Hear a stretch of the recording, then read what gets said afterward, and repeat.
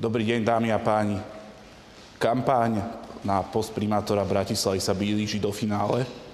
Bratislava reálne potrebuje zmenu, potrebuje silného primátora. A dnes som sa rozhodol podporiť na post primátora hlavného mesta Slovenskej republiky pána Milana Kňažka a sťahujem svoju kandidatúru na post primátora hlavného mesta. Myslím si, že pán Kňažko je slušný a férový chlap. Volil som ho za prezidenta Slovenskej republiky a budem ho voliť za primátora hlavného mesta. Verím, že pán Kňažko prinesie reálnu zmenu v Bratislave, ktorú potrebuje. Ja ako najmladší kandidát som si nemohol dovoliť podporiť či už pána Vtáčnika alebo pána Nesrovnala. Pána Vtáčnika z jednoduchého dôvodu. Vidíme, ako mesto vyzerá, rozkopaná Štúrová, PKO a nedoriešené veci. A pána Nesrovnala z jednoho jediného dôvodu. Do dnešného dňa nevysvetlil svoje financovanie kampane, nepovedal, koľko peňazí dostal za predaj obchodného podielu a pritom sa prezentuje ako bratislavský Kiska. Taktiež chcem z tohto miesta vyzvať pána Nesrovnala, aby zvážil svoju kandidatúru a podporil najsilnejšieho stredopravého kandidáta, aby Bratislava mala šancu na zmenu. V prípade, ak to pán Nesrovnal nespraví, bude to nový trojský krok Smeru a potvrdí sa, že pán Nesrovnal bol a je lídrom fialovej koalície v Bratislave a spolu s pánom Vtáčnikom nesie zodpovednosť za dnešný stav mesta. Preto ešte raz z tohto miesta vyzývam pána Nesrovnala, aby zvážil svoju kandidatúru a vzdal sa prospech pána Kňažka. Ďakujem. Ďakujem pekne. Dámy a páni, vítam vás takisto na dnešnej tlačovej konferencii. Ja sa vyjadrím len k tomu, čomu sa odhodlal alebo čo vykonal teraz pán Dragún. Už dlhšiu dobu zaznamenávam jeho aktivity v súvislosti s ropovodom, ktorý má ísť cez Bratislavu. Určite vám to nie je neznáme. A už dávnejšie som to hodnotil aj verejne, že takto by mala vyzerať iniciatíva občanov. To som ešte netušil, že bude kandidovať na poslanca i primátora. Dokonca sme sa zúčastnili na viacerých diskusiách, kde sme vystupovali ako oponenti, respektíve ako protivníci alebo súperi na funkciu primátora.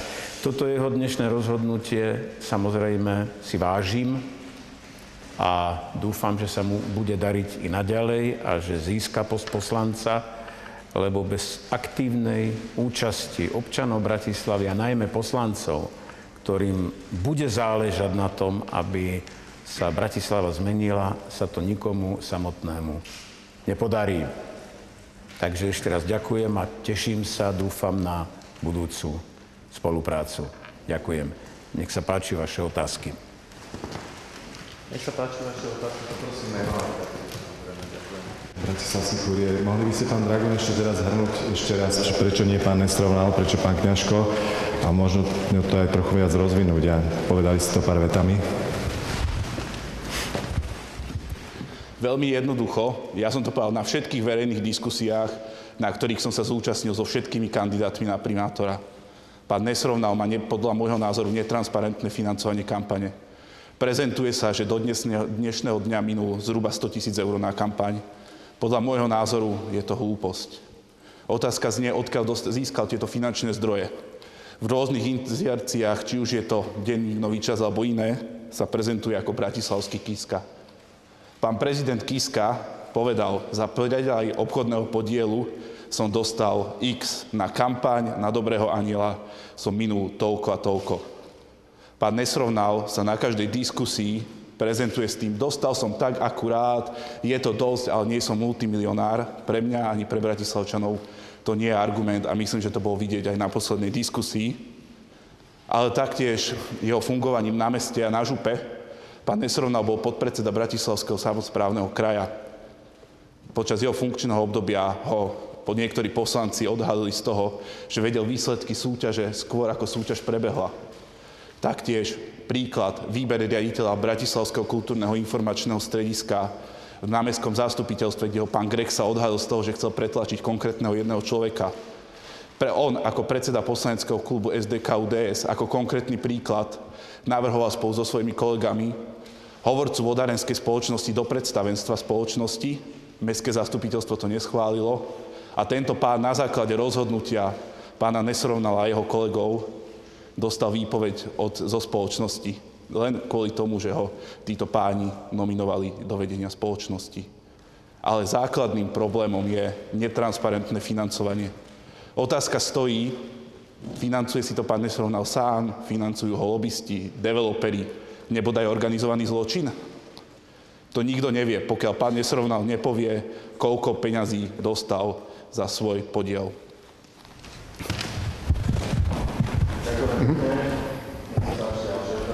Zuzalka, televízia Markíza. Dobrý deň. Mal by som otázku na pána Draguna.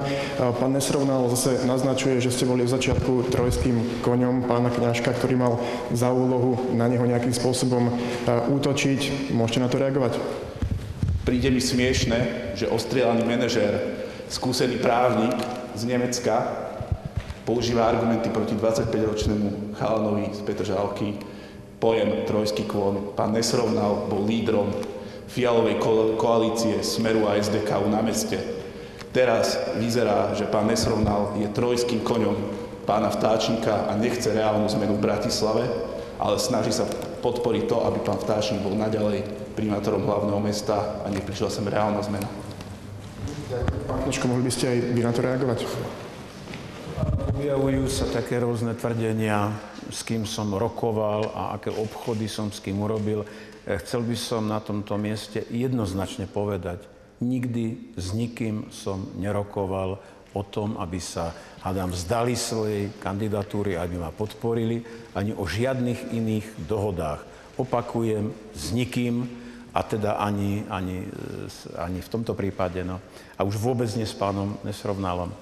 Ale viete, keď niekto argumentuje tým, že mňa a pána Vtáčnika označí za dvoch Milanov v jednom vreci, ktorí 25 rokov v Bratislave robili to, čo robia, tak nad tým sa môžem iba pousmiať. Takže podobnú hodnotu, pokiaľ ide o pravdivosť výpovede, majú aj jeho tvrdenia, že som mu dal nejakú ponuku s dovedkom, že nechce hovoriť o podrobnostiach. Nech hovorí. Veľmi ma zaujímalo, kedy sa so mnou o tomto rozprával.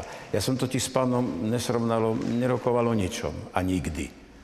A už vôbec nie o tomto. Ďakujem. Ja doplním ešte jednu informáciu k prebiehajúcej kampani, ktorá bola.